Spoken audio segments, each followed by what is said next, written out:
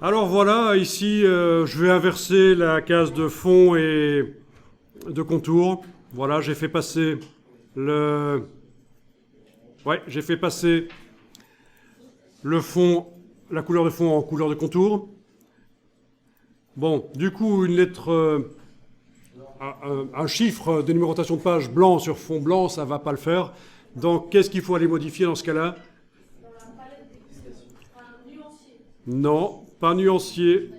Ouais, oui, on pourrait créer une couleur dans le nuancier s'il fallait une couleur spéciale qui ne s'y trouve pas encore, mais ce qu'il faut aller modifier, c'est le style de paragraphe de la balise. On a vu qu'il y a un style de paragraphe qui permet de modifier les deux balises de page de gauche, page de droite d'un coup. Donc vous allez dans la palette des styles de paragraphe, menu texte, style de paragraphe. Voilà. Si je sélectionne le bloc, il m'indique quel est le style utilisé dans ce bloc, vu qu'il n'y a qu'un seul style. Sinon, il ne mettrait pas. Donc, ce qui m'intéresse, moi, c'est de modifier le style numérotation. Le bloc, vous n'êtes pas obligé de le sélectionner.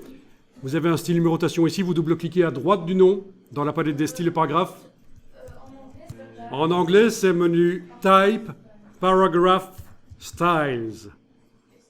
Et Paragraph Styles, ça s'écrit sans des L. C'est juste la prononciation. Je rigole. Bon, arrêtez de me faire rire avec ces bêtises. Menu Type. Paragraph Styles. Voilà. Et alors, on double-clique à droite du nom du style et on va aller changer la couleur du texte. Voilà, voilà. Couleur des caractères, où est-ce que ça se trouve ici? Couleur des caractères.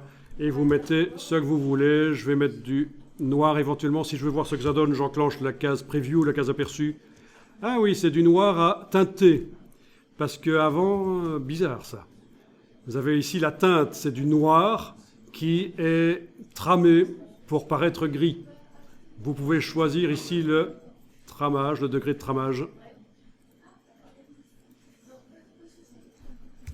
Voilà. Jusqu'à 100%, on peut avoir du noir vraiment, mais c'est peut-être un peu plus classieux si on fait quelque chose de moins noir. On pourrait aller chercher la couleur quelque part avec la pipette, oui.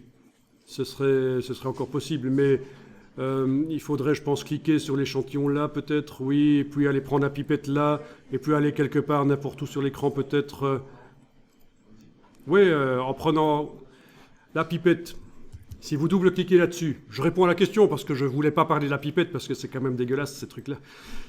Je double-clique sur l'échantillon là. Je prends la pipette. Si je l'amène n'importe où là, ça ne marche pas, mais si je garde enfoncé et que je bouge, je peux aller n'importe où sur l'écran, aller puiser une couleur. N'importe quoi, en principe, ça marche. Ça ne marche pas ici, ça a marché tout à l'heure. Oui, voilà, c'est parce que j'étais en zoom avant avec mon système débile. Mais voilà, même le fond bleu de l'écran là en dessous, voilà. OK. Et ça a ajouté la couleur.